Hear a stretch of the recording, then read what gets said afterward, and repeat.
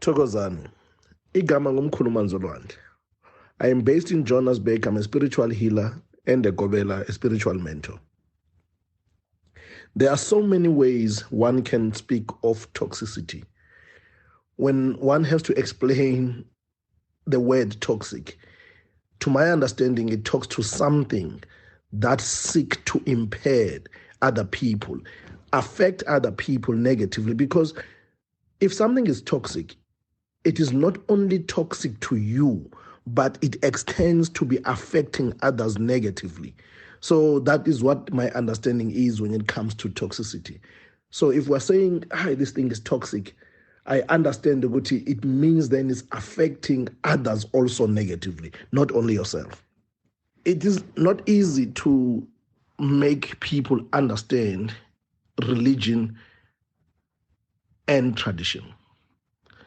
And I always say, because of the interchangeable way people use these words and the understanding that has now been, the lines are so blurred that when people talk of our traditions, they still think to it's a religion. African spirituality is not a religion. It is a way of life, as an example. When we talk religion, we are talking about a man-made thing that have certain doctrines that is based on certain belief systems. A religion is formulated and then is presented to people. A way of life, which is our traditions, are the ways that our ancestors used to live, which then they passed down to us. We are not taught these things, but we are informed and educated differently because this will come from our own families. To say, la in this clan, this is how we do imbeleko, this is how we do umshado, this is how we handle lobola. That is not religion, that is tradition. That is the way of life of a group of people. And the religion then is a belief system. That is where the difference is.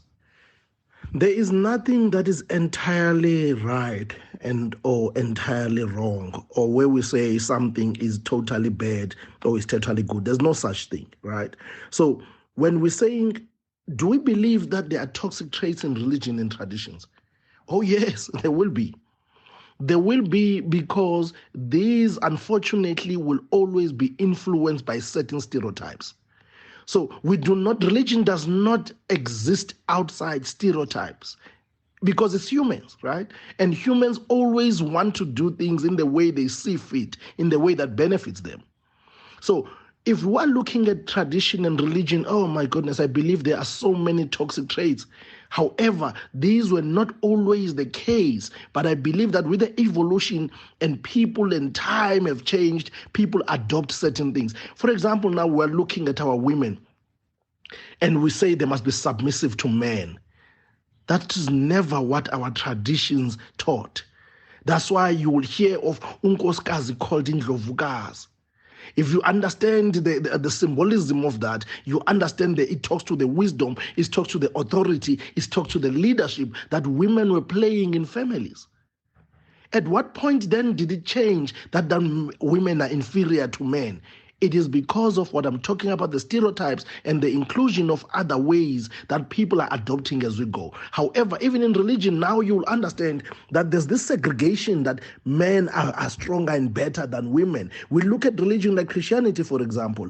It seems to be portraying women in an inferiority way. Name any woman you can think of there, and in comparison to men, you'll realize that there's always something negative or bad that is said about them. Or they are not given the space to be seen as if they were strong and leaders. So yes, both tradition and religion somehow portrays these toxic traits. Our traditions, when they were put in place, they were never designed to be oppressive to women. No. And you tend to understand that people have this thing later in the years. They say, indawo yomfazi isekitchen, a woman's place is in the kitchen, meaning they have to cook and care and everything else for the family. You are missing something there, because our women were always in the center of the decision making. As this man is going out there to fend and make sure that he collects as much to feed his family, that man dependent on the guidance of the woman. At no stage our forefathers established our traditions in the center of it saying we must make sure that we oppress women. Instead, there's a history, there's proof out there that said women were treated specially, women were understood that this was their role, they were advisors, they were people that were also leading with these men, and they were doing their best to build these communities. Tradition can be limiting. Like anything else, it depends on how one who takes it on or one who's practicing or who's affiliated to it is actually understanding it. Because tradition, remember, in most cases, our traditions did not evolve or they were never amended to adjust to the times. So in our current times, we'll find that there are certain belief systems and traditions that we deem outdated or they could have been amended to suit today's world, right?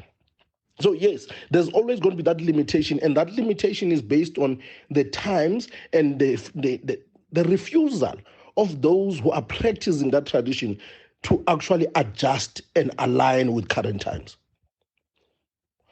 I am one that never wants to believe that any tradition or religion, its biggest aim or in the center or what is more important about it, we will talk about manipulation and trying to get people to conform with the system. From my personal perspective, yes, like any other thing, when it is developed to make sure that people comply, right?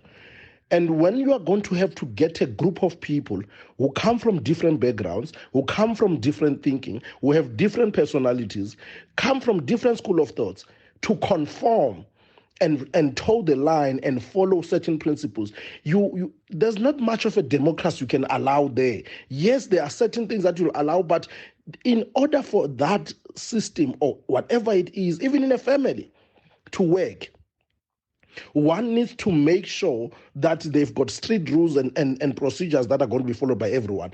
I don't call that manipulation, but I'm calling that there's certain level of discipline that is required, and that discipline might challenge your personal way of thinking. So then it says you're going to have to make sure that you adjust to be in line with what you agree with. So I don't call that manipulation. Tradition does not instill fear. It is the people that are manipulating tradition to use it to instill fear. Like any belief system, as I said again, whether it's going to be religion, whether it's going to be our tradition, whatever it is, because people like to manage things and they don't want to lose their grip in power and control, they tend to use fear-mongering as a way of getting people to toe the line.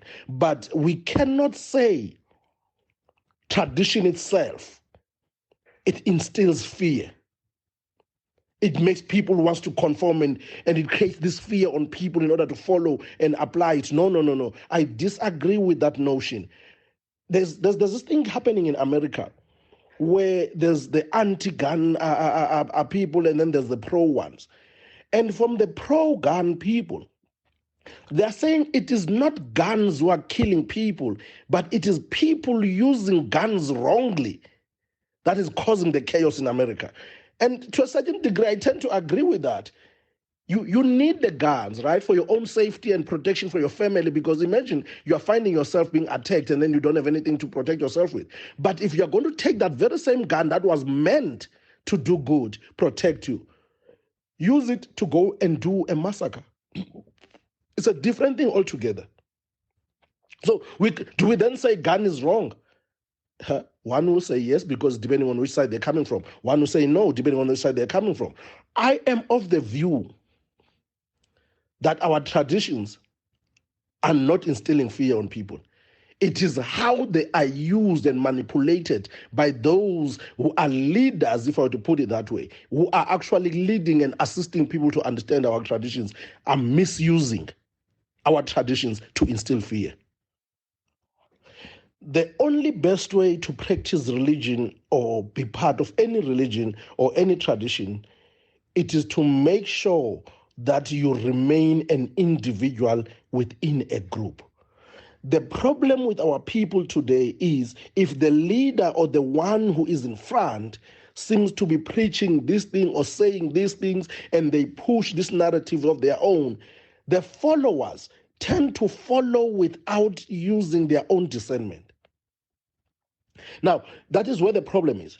So it means then as people who are in religions or who are in traditions, we need to make sure that we analyze things, make sense of it before we practice it or before we follow it. Because blind following is what is causing the problems we have today in our traditions and even in our religions. It is this blind following and these popular narratives. People like to go with popular narratives. It is wrong.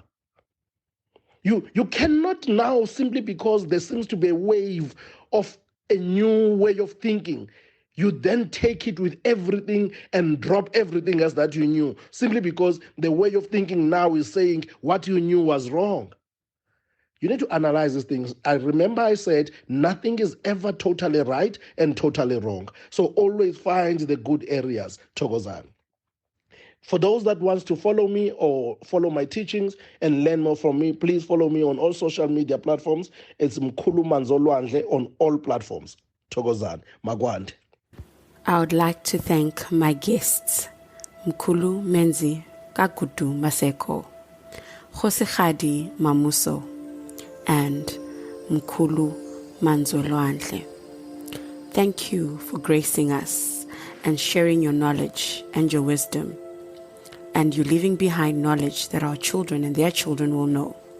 Wisdom over fame. Thank you.